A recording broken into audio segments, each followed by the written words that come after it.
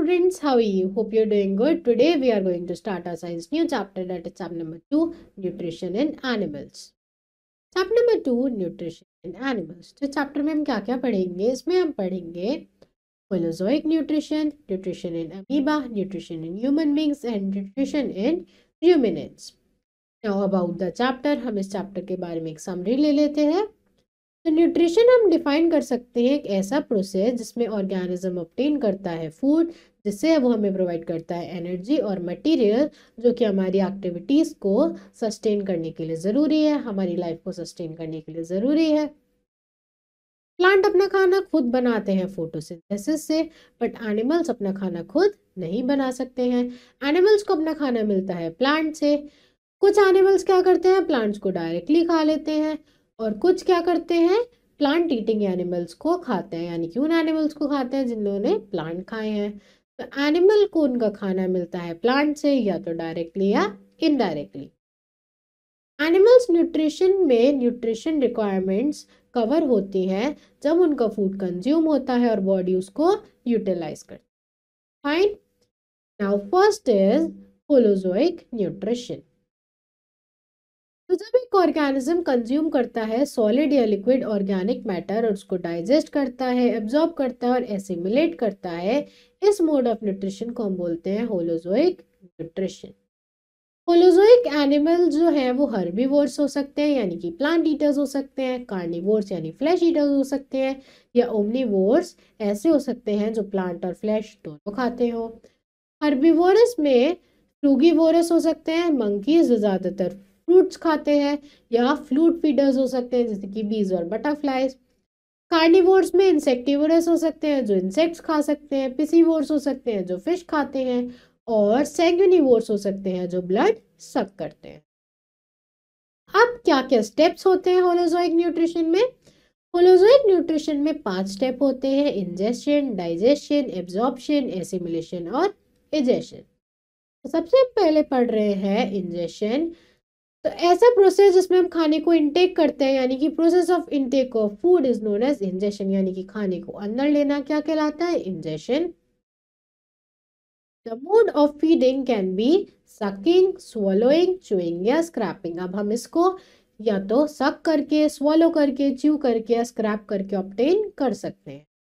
सबसे पहला है सकिंग. बटरफ्लाइज, बीज और हमिंग बर्ड्स क्या करती हैं, नेक्टर सक करती हैं फ्लावर से. ह्यूमन बींग्स क्या करते हैं, ह्यूमन बेबीज या फिर एनिमल्स के बेबीज जैसे कैटल, डॉग्स अपनी मदर का मिल्क सक करते हैं. उसके बाद अगर हम स्वॉलिंग की बात करें तो स्नेक स्वॉलो करता है अपना प्रे उसको मारने के बाद, ऐसे ही लिजर्ड्स और फ्रॉग भी. अगर हम फिल्टरिंग की बात करें तो एक्वेटिक एनिमल्स फिल्टर करती है अपने फूड आइटम्स को फ्लोटिंग वाटर में से, जैसे कि हाइड्रा. उसके बाद स्विंग की बात की जाए तो कैटल, कार्निवोर्स, ह्यूमन बींग्स अपना खाना च्यू करते हैं उसको स्वॉलो करने से पहले, यानी कि उसको चबा कर खाते हैं.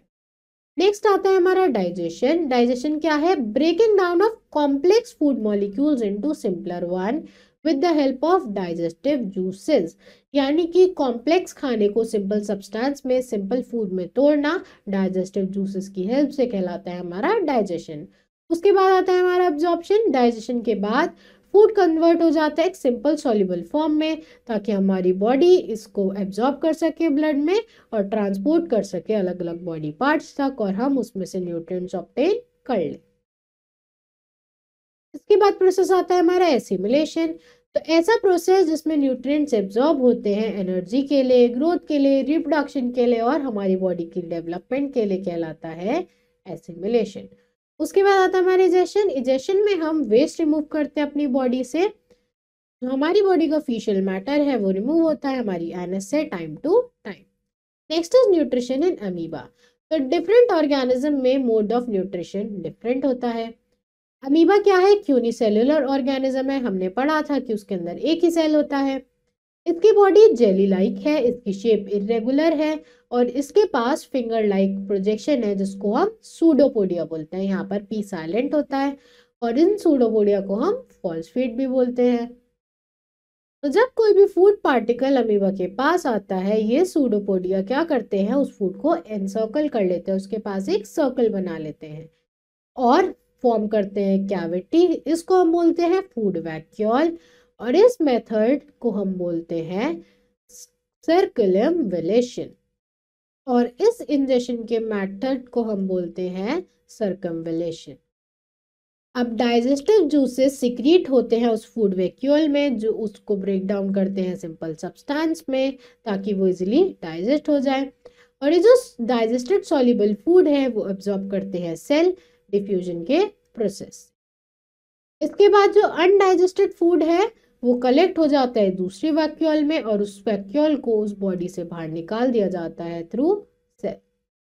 अब कॉम्प्लेक्स फूड जैसे कि कार्बोहाइड्रेट डाइजेस्टिव जूस उस पर एक्ट करते हैं, सिंपल कार्बोहाइड्रेट यानी ग्लूकोज बनाते हैं, और सिंपल ग्लूकोज या फ्रक्टोज बनता है।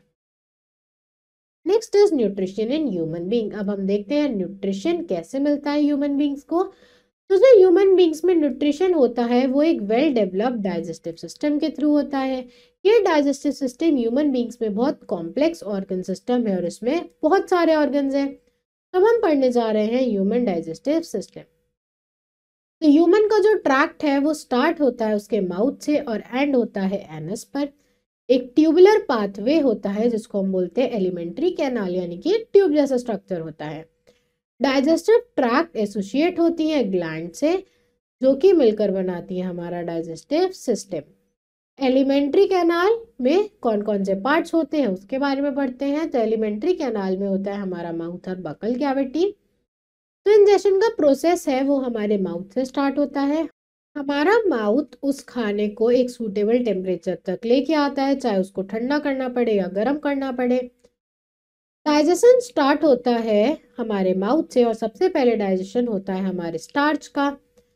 जो हमारे माउथ की कैविटी है उसको बकल कैविटी बोलते हैं, और उसके अंदर आती है हमारी टंग, टीथ और सेलेवरी ग्लैंड्स। सबसे पहले हम पढ़ते हैं टंग के बारे में। टंग एक मस्कुलर स्ट्रक्चर है। इसके अंदर टेस्ट बर्ड है जो कि रिकॉग्नाइज करती है अलग अलग टेस्ट को, जैसे खाना स्वीट है, सॉल्टी है, सॉर या बिटर है। इसके बाद ये मिक्स करती है सलाइवा को फूड के साथ, और उसके बाद स्वॉलिंग में हेल्प करती है। टंग हमारी स्पीकिंग यानी बोलने के लिए भी यूज होती है। टेस्ट बर्ड for different taste are located on different regions of tongue, यानी कि जो हमारे टेस्ट बर्ड हैं जो कि डिफरेंट डिफरेंट टेस्ट रिकॉग्नाइज करते हैं, वो डिफरेंट डिफरेंट पार्ट्स पर होते हैं हमारी टंग के, यानी डिफरेंट डिफरेंट लोकेशन पे होते हैं। तब हम एक एक्टिविटी परफॉर्म करते हैं इसको चेक करने के लिए। तो एम क्या है हमारा, find out location different taste bird on the tongue. हमें लोकेशन फाइंड करनी है अलग अलग टेस्ट बर्ड के हमारे टंग पर। क्या क्या मटेरियल चाहिए हमें, हमें फूड सैंपल चाहिए स्वीट, सॉल्टी, सोर और बिटर टेस्ट के, और एक ग्लास पानी चाहिए। क्या प्रोसीजर रहेगा हमारा, फूड सैंपल लो एक एक करके, जैसे सबसे पहले आप लो स्वीट थिंग, ठीक है।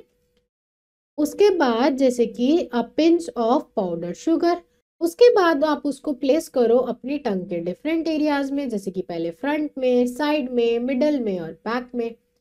उसके बाद आप ऑब्जर्व करो कि कौन सा पोर्शन स्वीट है, और उसके बाद अपनी टंग राइज करो वाटर से, और रिपीट करो इस एक्टिविटी को अलग अलग सैंपल के साथ। क्या ऑब्जर्व करोगे आप, इसके बाद आप क्या ऑब्जर्व करोगे, आप ऑब्जर्व करोगे कि हर टेस्ट जो है वो प्रोमिनेंट है एक पर्टिकुलर रीजन टंग में। Next is conclusion, different taste बर्ड are located in different areas of the tongue, यानी कि अलग अलग टेस्ट बर्ड हमारे टंग के अलग अलग एरियाज में लोकेटेड है। नेक्स्ट आते हैं हमारे टीथ। तो एक ह्यूमन बींग्स के पास, एक अडल्ट ह्यूमन के पास 32 टीथ होते हैं, 16 ऊपर वाले जॉ में और 16 नीचे वाले जॉ में। ये इंडिविजुअली लोकेटेड होते हैं एक सॉकेट में हमारे जॉ के अंदर, और टीथ के दो पार्ट्स होते हैं, सबसे पहला क्राउन, दूसरा रूट। तो क्राउन व्हाइट कलर का विजिबल पार्ट होता है जो हमारी गम्स के ऊपर होता है, और रूट हमारे सॉकेट में डीप डाउन हमें मिलता है। रूट जो है वो गम्स में फिक्स्ड है, और टीथ 4 तरह के होते हैं, इंसिजर्स, कैनाइन्स, प्रीमोलर्स और मोलर्स। टीथ अलग अलग फंक्शंस परफॉर्म करते हैं, जैसे कि कटिंग, बाइटिंग, टीयरिंग, च्यूइंग और ग्राइंडिंग, जिसमें से हर एक्टिविटी एक अलग तरह के टीथ के द्वारा परफॉर्म की जाती है। तो आपको यहाँ इनका डिस्क्रिप्शन दिया हुआ है, इस टेबल को हम एनालाइज करते हैं। सबसे पहला है इंसिजर्स, ये हमारे फ्रंट साइड में होते हैं, ऊपर जॉ में 4 और लोअर जॉ में भी 4, टोटल ये 8 होते हैं, और ये यूज होते हैं फूड की कटिंग और बाइटिंग के लिए। फिर कैनाइन्स आते हैं हमारे, जो इंसिजर्स के दोनों साइड होते हैं, ऊपर जॉ में 2, लोअर जॉ में 2, टोटल 4, और यूज होते हैं टीयरिंग के लिए। फिर आते हैं हमारे प्रीमोलर, जो कि कैनाइन्स के साइड में होते हैं, ये होते हैं ऊपर जॉ में 4, नीचे वाली जॉ में 4, और टोटल 8, और ये यूज होते हैं च्यूइंग और ग्राइंडिंग के लिए। उसके बाद आते हैं हमारे मोलर्स, जो कि हमारे दोनों साइड होते हैं प्री मोलर्स के, टोटल 6 होते हैं, ऊपर वाले जॉ में भी और नीचे वाले जॉ में भी, और ये इनका टोटल नंबर होता है 12।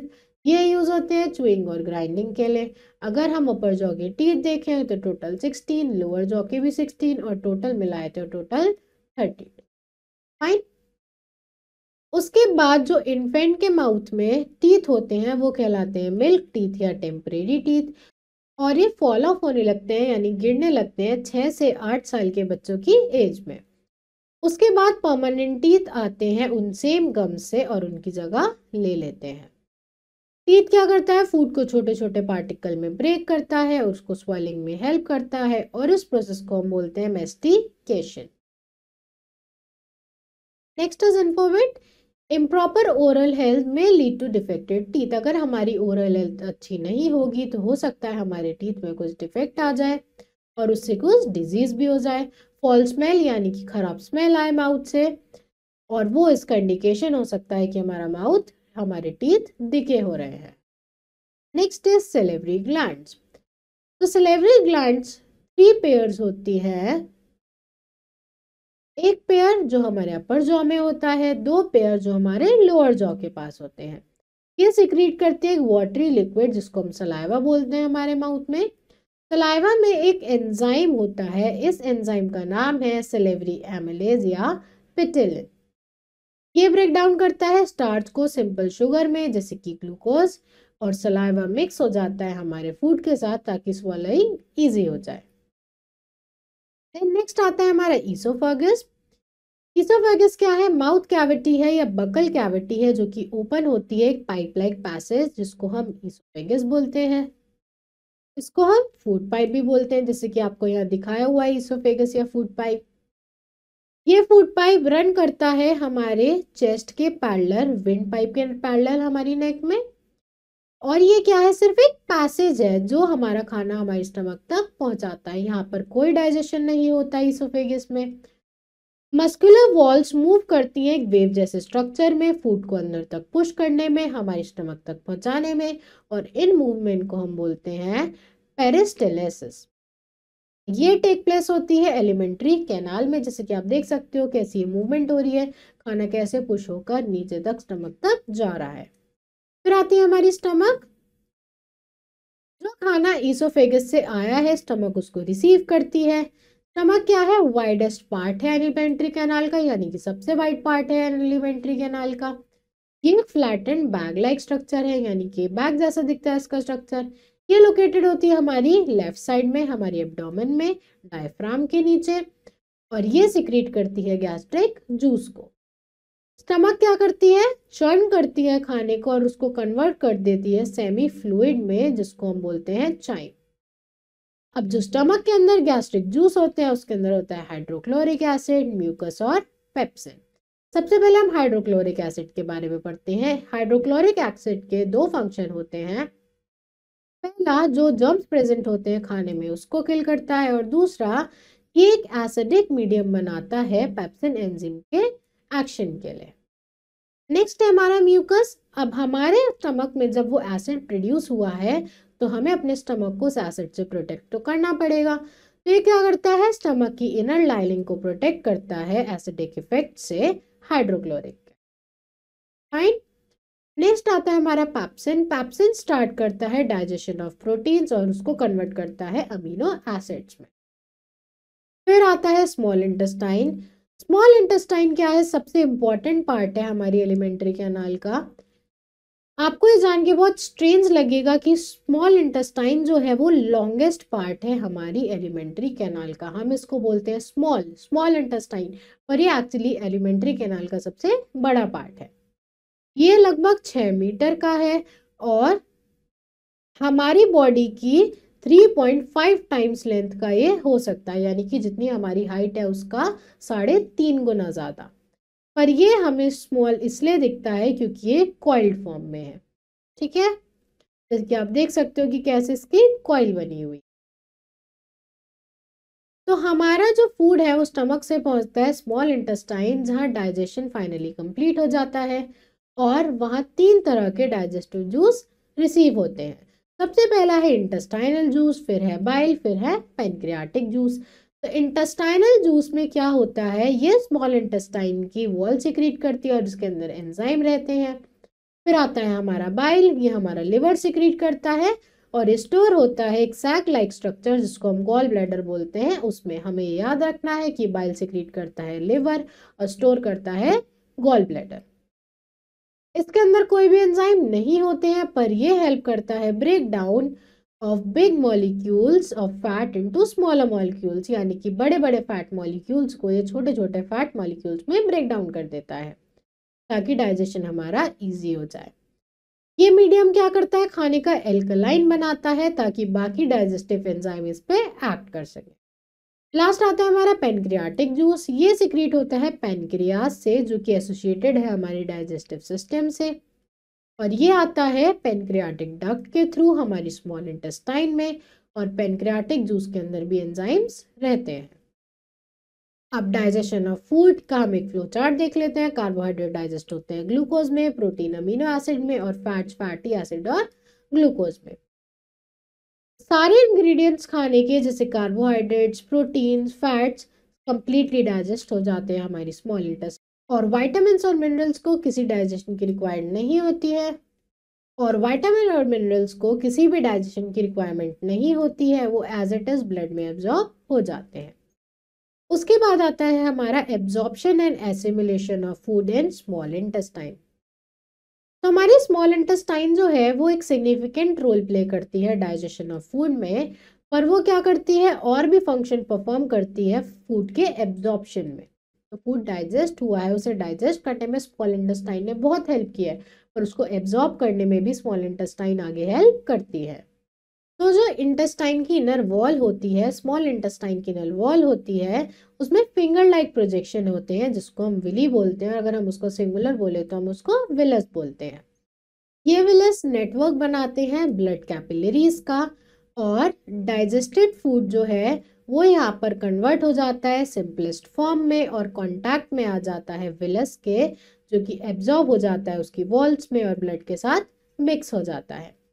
फूड उसके बाद हर सेल तक पहुंचाया जाता है थ्रू ब्लड, और यहाँ पर सेल फर्दर ऑक्सीडाइज होता है, प्रेजेंस ऑफ ऑक्सीजन और कार्बन डाइऑक्साइड, और एनर्जी रिलीज होती है। तो ऐसे कॉम्प्लेक्स सब्सटेंस का फॉर्मेशन बॉडी में सिंपल सब्सटेंस से क्या कहलाता है, उसका यूटिलाइजेशन, जिसको हम बोलते हैं एसिमिलेशन, जैसे कि protein formation. Fine. Next is large intestine. ऐसा फूड जो अनडाइजेस्टेड रह गया है वो पास होता है लार्ज इंटेस्टाइन में, जो कि 1.5 मीटर लॉन्ग ट्यूब होती है, जो वाटर को एब्जॉर्ब करती है और सॉल्ट्स को एब्जॉर्ब करती है इनडाइजेस्टेबल फूड से। बाकी जो रिमेनिंग पार्ट है फूड का वो पुश्ड हो जाता है रैक्टम के थ्रू। रैक्टम स्टोर करके रखती है अनडाइजेस्टेड फूड को और इसको सेमी सॉलिड मटेरियल फीसेस में कन्वर्ट कर देती है, और ये रिमूव होते हैं टाइम टू टाइम। नेक्स्ट फिर आता है हमारा एनस। एनस एक ऐसी ओपनिंग है जिससे फीसेस एडजस्ट हो जाते हैं, यानी कि रिमूव्ड आउट हो जाते हैं, और इस प्रोसेस को हम बोलते हैं defecation. Next is nutrition in ruminants. तो रूमिनेंट्स होते हैं हमारे ग्रास ईटिंग एनिमल जैसे काउ, गोट, शीप, बफलो एक्सेट्रा, जो कि ग्रास खाते हैं या स्मॉल प्लांट खाते हैं एज अ फॉडर। तो ये फॉडर सेल्यूलोज में रिच होता है, इसके अंदर बहुत सारा सेल्यूलोज होता है, पर इनका डाइजेस्टिव सिस्टम के पास कोई एंजाइम नहीं है इस सेल्यूलोज को डाइजेस्ट करने के लिए। तो ये सेल्यूलोज डाइजेस्ट करते हैं एक सिम्बायोटिक बैक्टीरिया की हेल्प से, जो कि इनके स्पेशल पार्ट में रहता है स्टमक के, जिसको हम र्यूमेन बोलते हैं, इसलिए हम इन एनिमल्स को र्यूमिनेंट्स बोलते हैं। र्यूमिनेंट्स के पास एक स्पेशल डाइजेस्टिव सिस्टम होता है, इनके स्टमक में 4 चेम्बर होते हैं, आपको इनका डायग्राम भी दिया हुआ है। First is rumen. तो जो इंजेस्टेड फूड है वो माउथ में ये लोग स्वॉलो कर लेते हैं बहुत जल्दी, और इसको च्यू भी नहीं करते, इसको चबाते भी नहीं है। फिर ये फूड जाता है र्यूमेन में ईसोफेगस के थ्रू, जो कि एक लार्जेस्ट चेम्बर है स्टमक का। यहाँ पर क्या होता है, सेल्यूलोज खाने का डाइजेस्ट होता है with the help of the symbiotic bacteria. इसके बाद है रेटिक्यूलम। फूड उसके बाद जाता है रेटिक्यूलम में। यहाँ पर डाइजेस्टेड फूड को कन्वर्ट किया जाता है एक पल्पी मास जिसको हम कड बोलते हैं उसमें। ये कड वापस जाता है एनिमल्स के माउथ में। जब एनिमल्स रेस्ट कर रहे होते हैं वो इसको च्यू करते हैं, बहुत टाइम तक इसको वो च्यू करते रहते हैं बिल्कुल पेशेंटली, और इस प्रोसेस को हम बोलते हैं र्यूमिनेशन। उसके बाद है ओमेसिम। तो जो च्यूड कर्ड है उसके बाद वो थर्ड चेम्बर में जाता है जिसको हम बोलते हैं ओमेसम। ये यहाँ का स्मॉलेस्ट चेम्बर है। यहाँ पर इस कर्ड से वाटर एब्जॉर्ब हो जाता है।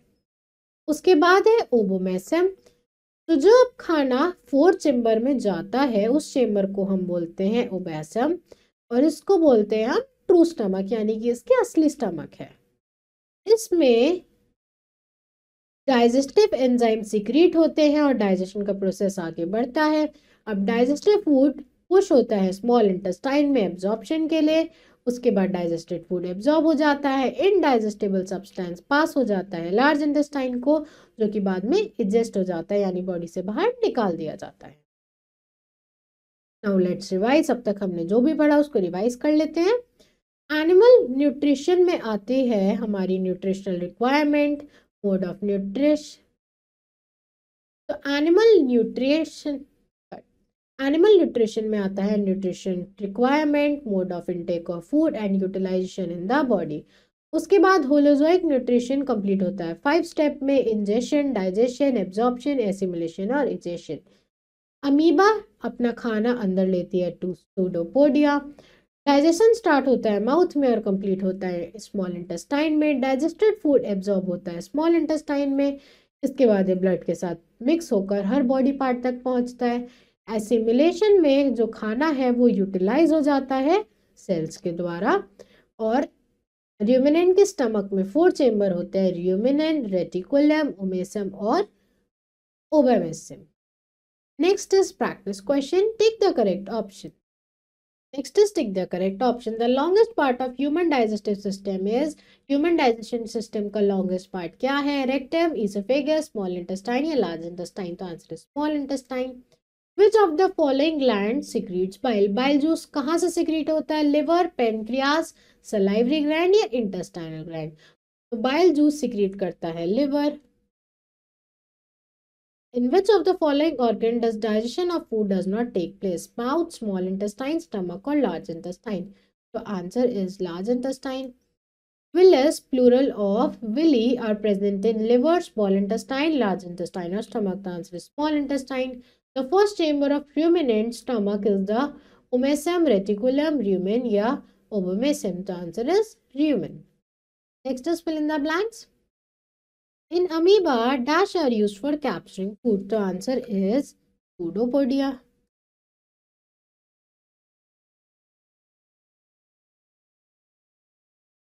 Dash is the first organ of the alimentary canal. The answer is mouth. Mouth contains an enzyme called salivary amylase. Food is absorbed in the small intestine through villi. Bile is the digestive juice secreted by liver. Next is true false. Saliva help in breakdown of protein. This is false. Bile juice is stored in the liver. This is false. The modes of feeding vary in different organisms. This is true. Glycerol is stored as energy reserve. Glycerol is stored as energy reserve. This is true.